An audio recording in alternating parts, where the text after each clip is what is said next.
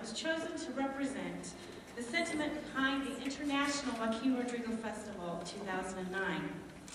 La ceguera me dio más vida interior. How can we translate that into English? The blindness gave me more interior life. That's the direct literal translation, word for word. But it doesn't quite make sense. It doesn't quite capture the real meaning. La ceguera me dio más vida interior. Perhaps a better version is, my blindness gave me inner vision, or blindness gave me stronger spirituality. But esta frase está complicada, complex and hard to translate. And somehow this is how I feel about this festival, this Joaquín Rodrigo International Festival. For the next 3 days, we will embark upon a journey that is bound to be overwhelming. You will hear the biography of Spanish composer, Maestro Joaquín Rodrigo, born in 1901 in the town of Sagunto, struck by a horrid disease called diphtheria, which impaired his sight and later rendered him completely blind. He persevered and overcame numerous challenges to earn the right to have and share undoubtedly the most important things in life: creativity of his own musical voice, love and relation to family and friends, and contributions to make this world a better place. La ceguera me dio más vida interior. It's complicated. It's powerful. Today we have guests who have traveled far to share their stories of Maestro Rodrigo. Mr. Gregory Allen, professor of piano from the University of Texas at Austin, who recorded all of the piano works by Joaquín Rodrigo, released by Rich Records in 1991. Pilar and Walter Rubin, she an artist inspired by the music and story of the maestro, he a faculty emeritus of the University of Houston, who was once a student of the maestro at La Universidad Complutense of Madrid. Their son is the godson of Joaquín Rodrigo and is named after the composer and his wife, Victoria. They were dear friends to the Rodrigo family and join us for these festivities. And this time brings new friends as we welcome guitarist Carlos Perez from Santiago, Chile. Mr. Perez is quickly becoming a Rodrigo scholar as he has sought out to perform solo repertoire by Joaquín Rodrigo, joining us to share perhaps the most difficult of all the guitar concerti, Un concierto para una fiesta. However, playing the notes isn't enough. There is the story, the photos, the humanitarianism, the love. All of these must also be captured. It's complex, it's powerful. La ceguera me dio más vida interior. Katherine Zegarra has also brought beautiful colors to this picture. More than the administrative assistant to the Rodrigo family business, she is a close friend, an amazing scholar, and a literary aficionado in her own right. An American who has lived in Europe, Belgium, and Spain. For many years now, Katherine understands both cultures. We feel honored to have her with us today. And Cecilia Rodrigo, the only child of Joaquín Rodrigo, joins us for this festival. I met her in 2001, the centennial year celebrating her father's birth. She has supported my endeavors of her father's music ever since. Full of boundless energy, with a voice timbre similar to her mother's, and a smile and a sense of humor that must have been identical to her father's, Cecilia Rodrigo carries the torch of Joaquín Rodrigo's music and life story. She has spoken at innumerable events such as this.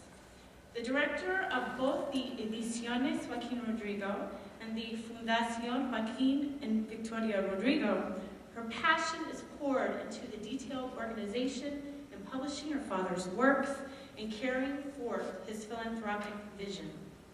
Once you meet Cecilia, you want to know more. You want to hear more. She brings you in. I never had the chance to meet the maestro, but in meeting Cecilia, I know that I am very close. It's complex, it's powerful. La ceguera me dio más vida interior. We have to thank Dr. Diana Natalicio, the president of the University of Texas at El Paso, who has supported this endeavor from its very beginning conception. Without her support, this would not be taking place this week. Also, Dr. Howard Dodestel, the Dean of the Liberal Arts College, has also supported not only this endeavor, but numerous Department of Music endeavors as we move forward in building our reputation nationally and internationally as a very strong music program.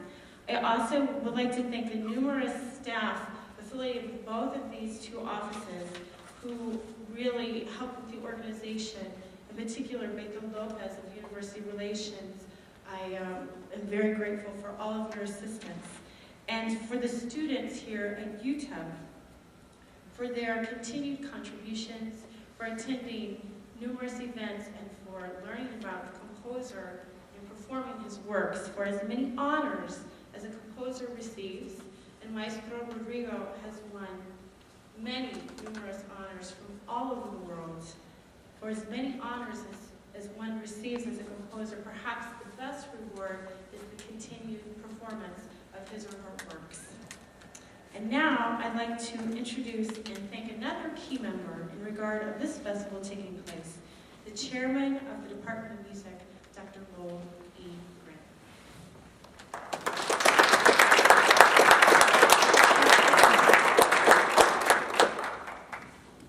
Thank you, Dena. Today is a celebration, the beginning of a wonderful celebration. I need to echo all of the thank yous that she has already provided us, but there is one person that was on stage that was just talking that didn't say much about what she has done. So, Dr. Dena Jones, thank you for being the inspiration of this entire festival and for your tireless and hard work at making this come together. Let's give her a round.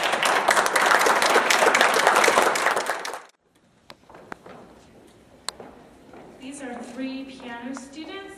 On the far left with the white sweaters, Nazanin Haydarian, and then Abigail Leary and Evelyn Rios. They will be playing in the student recital. All the piano students from my studio have spent the semester learning piano works by Joaquín Rodrigo. So if you would like to hear some of those great pieces, these 3 will be performing Tuesday morning at 10:30. Thank you, ladies, very much.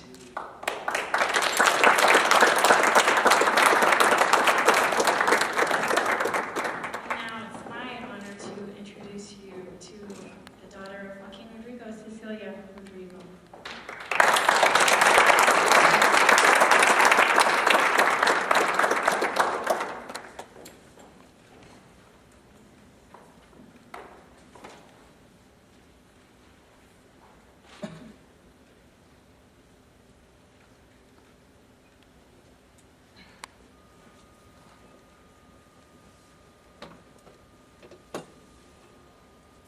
My deepest thanks. Can you hear me?